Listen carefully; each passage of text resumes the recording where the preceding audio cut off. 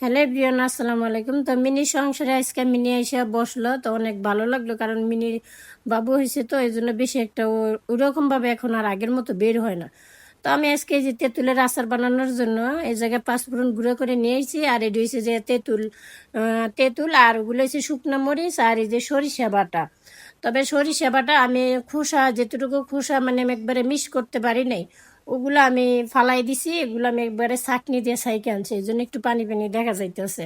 তো প্রথমে আমি অনেক কষ্ট করে আজকে চুলাটা ধরাইছি, তো চুলাটা ধরে করে বসে ওর মধ্যে আমি আগে এই যে সরিষা বাটাটা দিয়ে দিলাম। তারপরে যে চিনি ঢেলে দিতেছি মানে পরিমাণ মতো। এটা তো আর ওই রকম মানে টক হইলেও একবারে ভালো লাগবো না, আবার একবারে বেশি মিষ্টি হইলেও ভালো লাগবো না। তেঁতুলের আচার একটু টক মিষ্টি থাকলেই ভালো লাগে, আর তেঁতুল তো টকই। তেঁতুল টক জিনিস যদি অতিরিক্ত বেশি মিষ্টি দেয় তা সত্যি খাইতে ওই রকম একটা ভালো লাগে না। তাই সরিষা বাটা দিয়ে দিছি, এই জন্য আর সরিষার তেলটা দিতে হইব না। কারণ আমি যদি সরিষা দিতাম বা সরিষার তেল দিতাম তাহলে সরিষা বাটাটা না দিলেও হইতো আর কি। তো আমি পরিমাণ মতো লবণ দিয়ে দিলাম। আর এটা হচ্ছে যে এই যে পাঁচফোড়নের গুঁড়া আমি নিজের হাতে করে নিছি, তো ওগুলো আমি এখন একটু বেশি দেবো। তারপরে যেতটুকু থাকবো ওই মাঝখান থেকে অল্প পরিমাণে রাইখা দেবো, মানে সবগুলা লাগবো না। এই ছোট্ট কুলাটার মধ্যে যেতটুকু তেঁতুল মানে সারছে সবগুলা তেঁতুলে নিয়েছি। তো এখন আমি যে মরিচের ফাঁকিটা দিয়ে দিতেছি, এখান থেকে আমি অল্প পরিমাণে একটু রাইখা দেবো। যখন আমি আচারটা নামানোর একটু আগে আমি সব মানে একটু পাঁচফোড়ন একটু হয়েছে যে মরিচের ফাঁকি এগুলা দিয়ে নামাবো আর কি। আজকে তেঁতুলের আচারটা বানাই, অন্যদিন আবার এই যে চালতর আচার বানাবো, বড়ির আচার বানাবো, মানে আমার কাছে আচার বানাইতে অনেকটা এমনিও ভালো লাগে।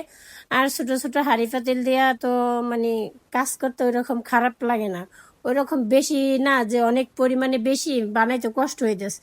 এগুলা তো কষ্ট হয় না, সত্যি কথা আনন্দেই লাগে কাজ করতে, বেশিক্ষণ সময়ও লাগে না। আর মাটির চুলায় তো রান্না করতে আমার কাছে অনেক ভালো লাগে। তবে এই যে চুলার মধ্যে সবগুলাতে তুলি একবারে আস্তে আস্তে, ওগুলো আমি কোনো করিনি, কিচ্ছু ছাড়াইনি।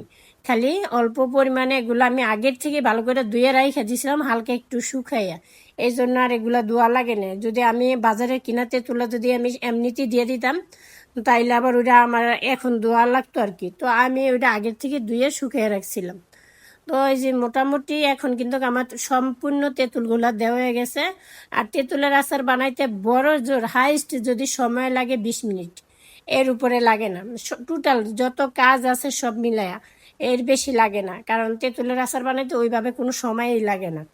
মানে এটা হচ্ছে যে যদি কেউ না জানে ওটা আলাদা বিষয়, আর যদি তেঁতুলের আচার যারা আচার বানাইতে পারে তাদের ওই রকম সময় লাগে না তেঁতুলের আচার বানাইতে।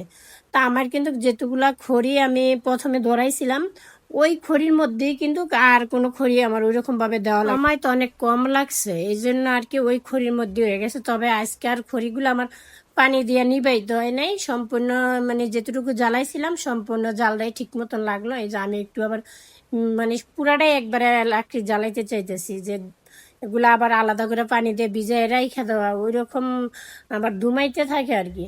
তো আলহামদুলিল্লাহ এই যে আমার প্রায় তেঁতুলের আচারটা কিন্তু সময় হয়ে গেছে নামানের।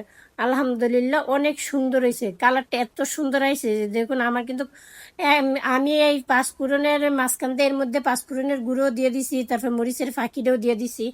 ওই ভিডিওটা আমার মানে ওইভাবে মনে ছিল না নেওয়ার জন্য আর কি। 1 মিনিটের মতন চুলার উপরে রাখবো, মানে খড়িটা পুরাপুরি একবারে ভালোভাবে জইলা গেলেই নামায় নেবো আর কি। আর ওইভাবে মানে তেঁতুলের ওই রকমভাবে কোনো পানি নাই, শুধু আমি কিন্তু এমনিতে বাড়তি কোনো পানি দিই নেই। আমি যে সরষে বাটার যে পানিটা ওইটার মধ্যেই কিন্তু আমি আচারটা বানাইলাম। ইচ্ছা করলে 1 কেজিকে 10 কেজিও এভাবেই বানানো যাইব আর কি। তো এটা হয়েছে যে যার যার যে যেভাবে বানায়, আমি তো একটুও তেল দিই নেই, মানে তেল ছাড়াই বানাইছি। তো এই যে আমার কিন্তু আচারটা হয়ে গেছে, এখন আমি নামাই নিমু। দেখুন কালারটা কত সুন্দর হয়েছে, মাশাল্লাহ।